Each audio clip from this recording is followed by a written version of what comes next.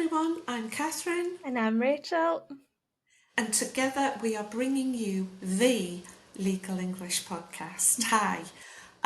Today's story, Rachel, a true story from the High Court in London that sounds like a fairy tale. I Yes. think our listeners won't believe it's true, but it is. It is. They can Google, they can ask ChatGPT. We always tell the truth, don't we? Yes. They can count on us to bring the latest and greatest stories. Philippa Langley, the woman at the centre of the story. I love her. What can you tell us about Philippa? She was a vaguely normal person. She was a wife, a mother, and she found herself in the middle of this whirlwind of a tale. Yeah. A whirlwind of a legal story, Yeah. yes. She was, I think, it's not fair to say housewife because she did have paid work, but Yes. she lived in Edinburgh with her husband and her two sons. And the story begins with Philippa being an amateur historian. So she's got no formal qualifications in history, but she has an obsession like mine with Hugh Grant, but hers is much more serious, with a particular historical figure. Who was it? It was Richard III. Richard III. We all had to study him in Shakespeare at school, didn't we? Yeah. It was either Hamlet or Richard III, and we all hated it. But now, as an adult, I see Philippa Langley's fascination. So, if our listeners are thinking, okay, how do we get to the High Court in London?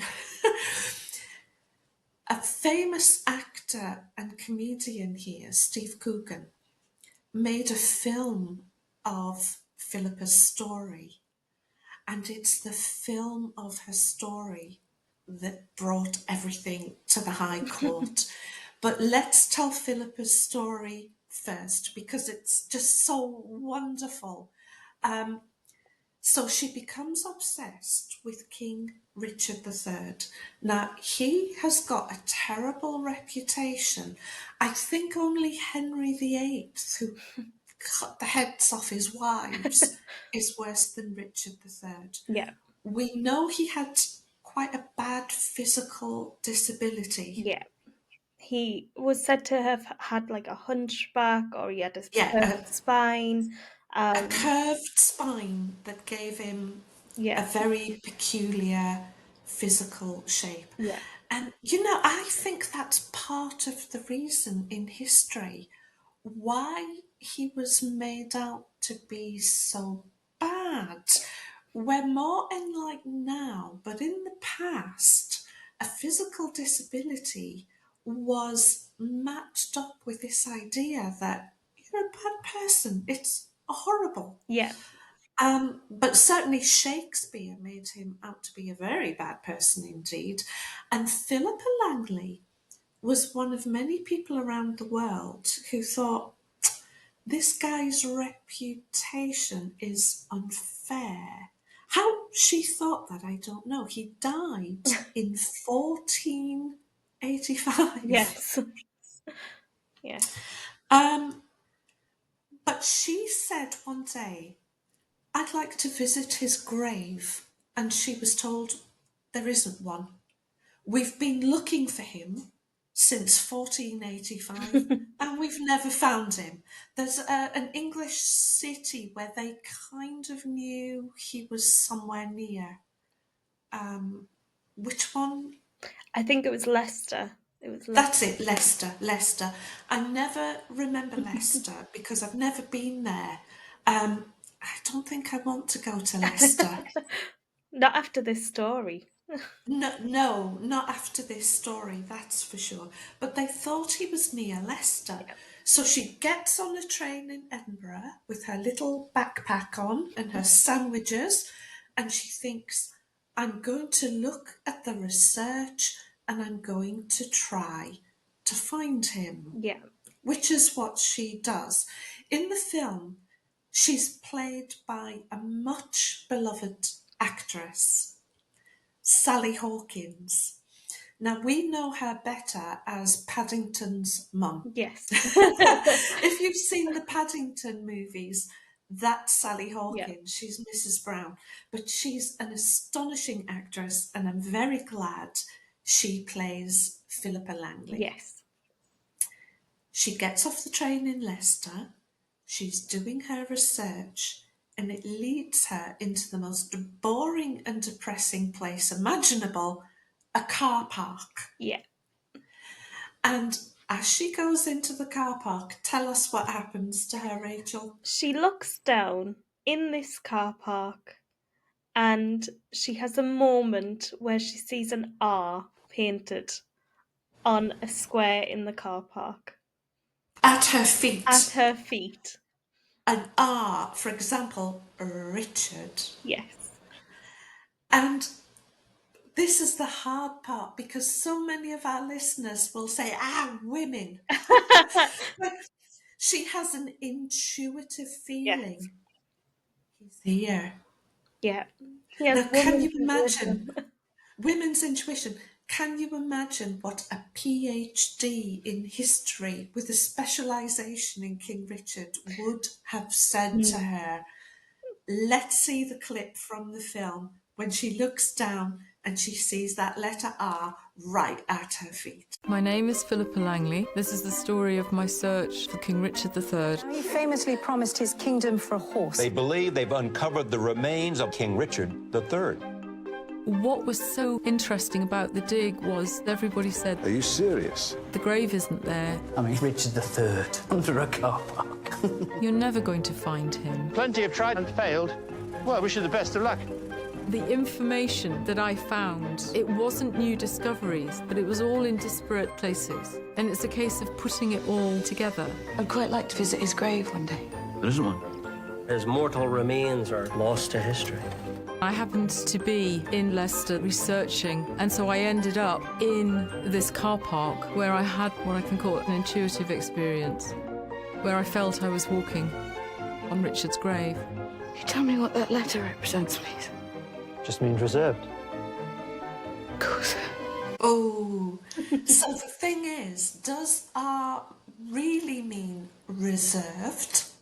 Or does it mean Richard? This is what she needs to know and what we need to know. So, how does an ordinary woman with very little money and no academic knowledge, number one, get legal permission to dig up a car park?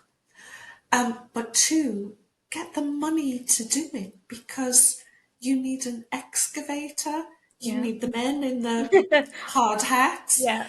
I don't know how much that costs, but how much it would cost now. But this happened in 2012, quite a few years ago. And at that time, she worked out she needed £34,000. That's a lot of money. It's a lot of money, and not many people can put their hands on £34,000. She's initially told that the city will help to fund this, but that money falls through. Yeah. Now, when something falls through, it means you were expecting it to happen, and it doesn't. Yeah. It's the most disappointing thing. So what does she do? Tell us, Rachel. I love this part of the story. So she uses the power of the internet and she crowdfunds and she connects with people all over the world, which is insane. And she, manages to get all of this money. She gets all the money. Unbelievable. And what I love about this is she gets it from people who call themselves, I think it's pronounced Ricardians. Yeah. It's fans of Richard III who are all, who knew? Who knew? You know, you think people love Harry Styles or something like that, you know, I love but it. I think it's fantastic. it's people with an obsession about Richard III. So they crowdfund, and she gets her £34,000 Yeah. based on she walked to this spot, she felt he was there, and people all over the world sent her money. Let's see what happens next. It's been approved. Congratulations. The dig was ready to go, but the funding fell through. I thought, do I give up? And funnily enough, it was my John I think you might be right. who said, it's always darkest before the dawn. So he said, fight. So I did. I started a second funding round A crowdfund. to Ricardians around the world. And what was so wonderful was the response to that. It was immediate and it was everywhere. There are still emails coming in from America, Australia, South Africa. I think it's gonna happen. One of the proudest moments was I got a call from the Queen's office to say that she had given the Looking for Richard project her blessing because of the respectful way that we were treating it. That was huge. That was really huge. It's the body of an adult male. Boys, your mother's just found Richard III.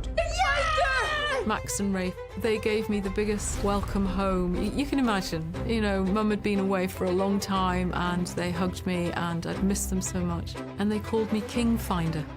Agreed. I just loved that. Where are you going? To have an adventure? Seeing the film, I literally had a moment because it was that well done. Thank you very much. Sally Hawkins gives an incredible performance. You look quite normal. I'm not. It did encapsulate in a beautiful way the 10-year journey that I'd been on. My name is Philippa Langley, and I'm here today to tell you a story about a person who is judged unfairly in life and never given the opportunity to show their true potential. I think to be talked of as being an inspiration to others is heartening because I would like that, but I think particularly for the young, if I can be an inspiration to them to not give up on a dream of theirs and to fight for what they believe in, Thank you, Philip. then it's been worth it.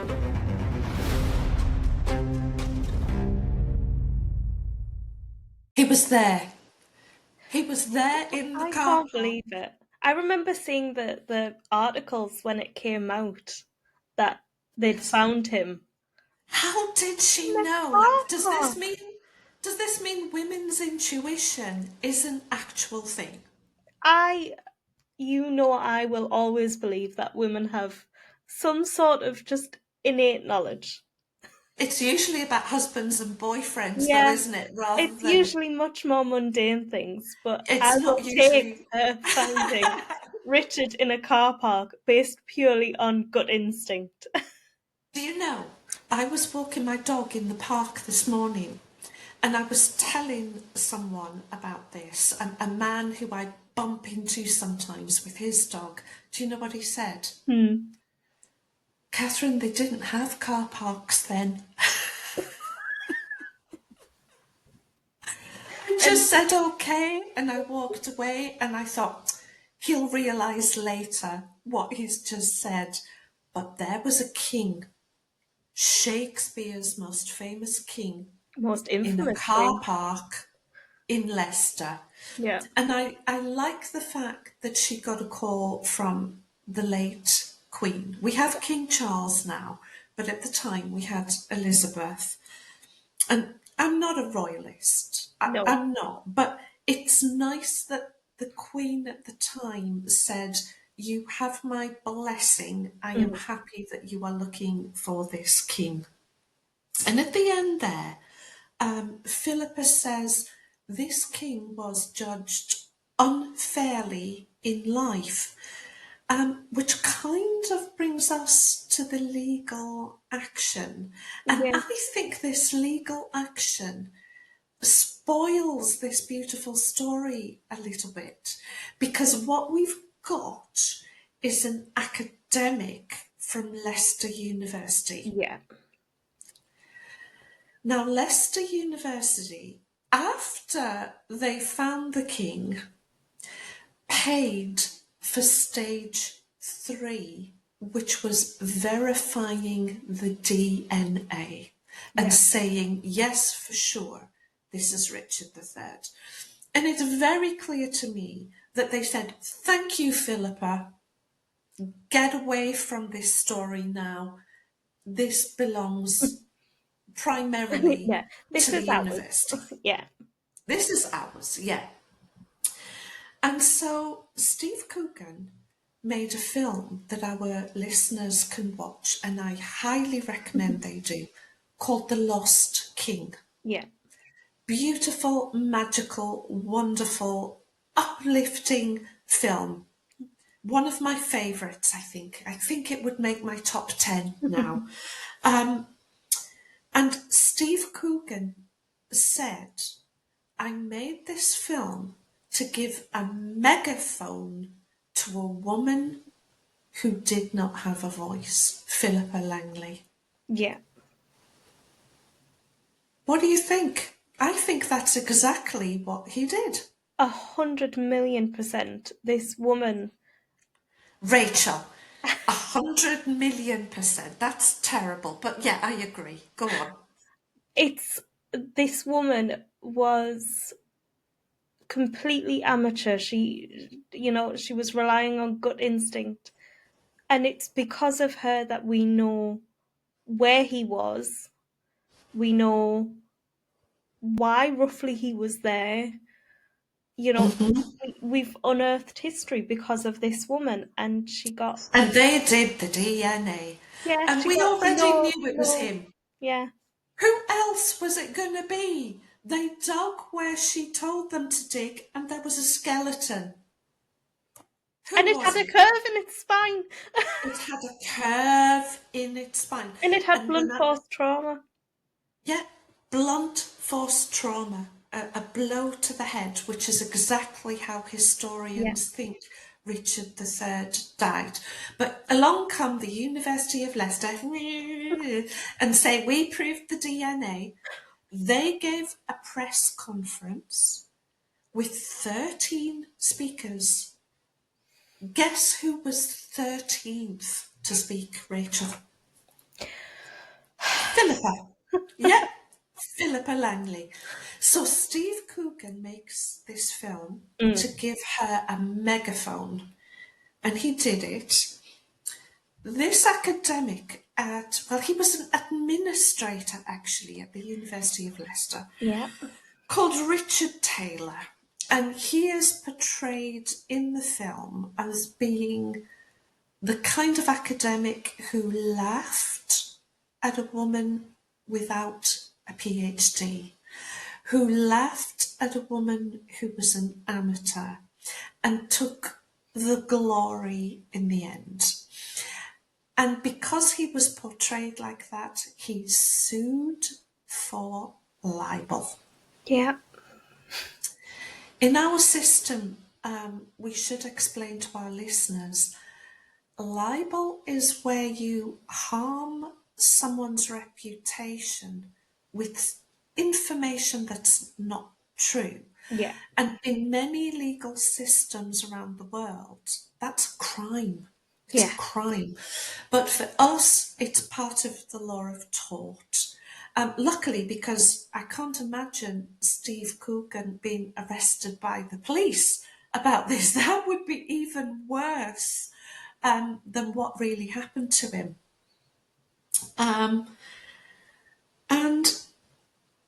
there was a preliminary hearing, which is part of our system. And the judge at the pre-trial preliminary hearing said, the story in the film needs to be substantially true. Steve Coogan, who made the film, said, yeah, it is. And Richard Taylor, who I can imagine bringing his lunch to work in a little box and how dare he attack Steve Coogan like this? He said, no, it's not true. I wasn't that bad person. I didn't behave like that. shall we watch a bit of an interview with Richard Taylor and see what we think? Yes. Here it is. This seems to me to be quite an important moment, not just for you, not just for Steve Coogan or this film, but for the whole business of sort of fact-based drama, whether it's television or film. Do you think this is an important moment as well, where, you know, we get lots of allegedly historical reconstructions of things which are twisted and distorted to make a narrative arc? Yeah, look, I knew this was a dramatisation. I'm not expecting the film script to be a verbatim transcript of all the boring meetings that we had over 18 months around the activity. I accept that dramatic licence is an important part of this.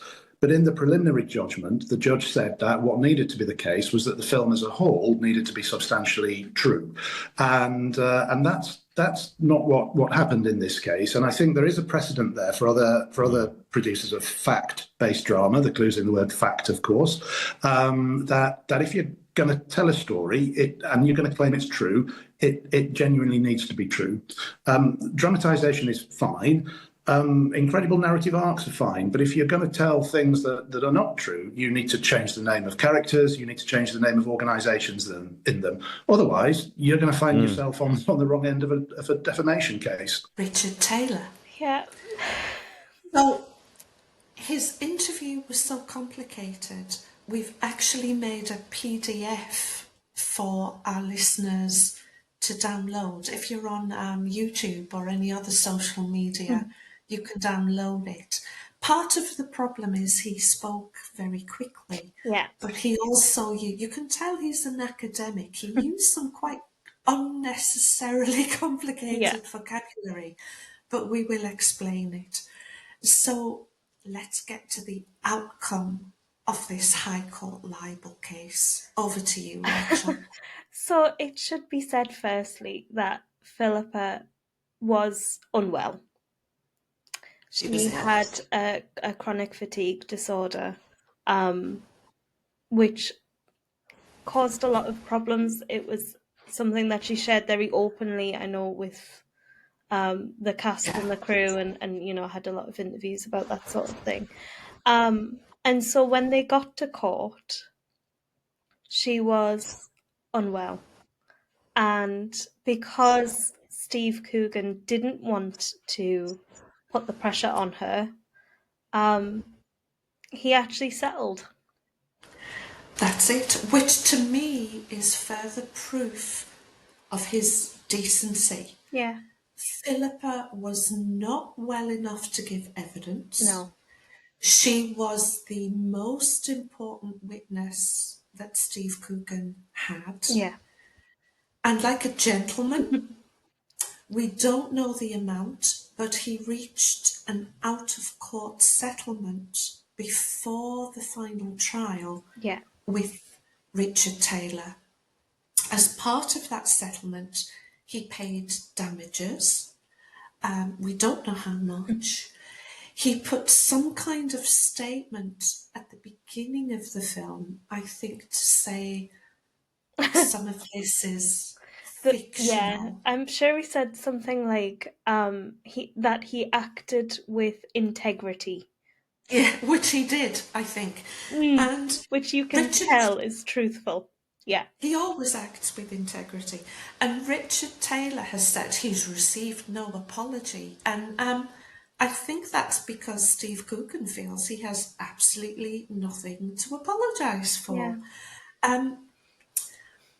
If you would like to watch The Lost King, Rachel and I would just be delighted, and we'd love to have your feelings about it in the comments, and maybe what would happen in your country if this case came to court. Just to finish, Rachel, the person who I feel really has been defamed since 1485 is King Richard III. He has this horrible reputation in history, largely from Shakespeare. Yeah. But I realised when we started to talk about this, I had a book on my bookshelf from when I was about 22 years old, so really far back in history.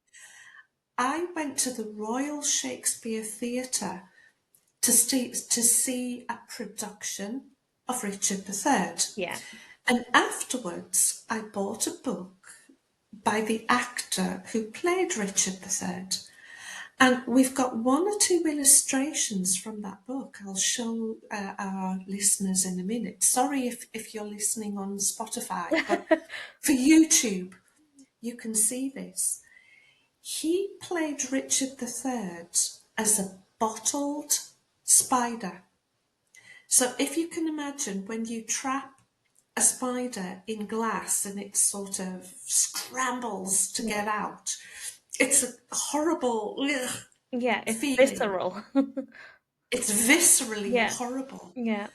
And he decided to portray Richard III like that. So bad was his reputation. And in the book, he likens Richard III to some infamous British criminals. Dennis Nielsen, who was a cannibal who lived in North London, I think in the 1970s and 80s. And the Cray twins, who are famously brutal, murderous, pitiless criminals. Yeah. So what she has done is restore the reputation of Richard III. Yeah. To finish, we've got a tiny clip from Richard III's funeral. Yeah. They gave him a proper funeral at Leicester Cathedral. I mean, poor man. After all of that, they could have at least brought him to London. Yeah. But Benedict Cumberbatch, Sherlock himself, read a eulogy and they buried him with dignity, with everything that a king we expect should deserve. So it's quite a nice ending to this story. So, Rachel, if our listeners find themselves in Leicester, that's very bad luck, actually. I don't know how that would happen, but pop into the cathedral and say hi to the Lost King. Yes. That's everything from us today. So bye for now. Download the PDF. See you next time.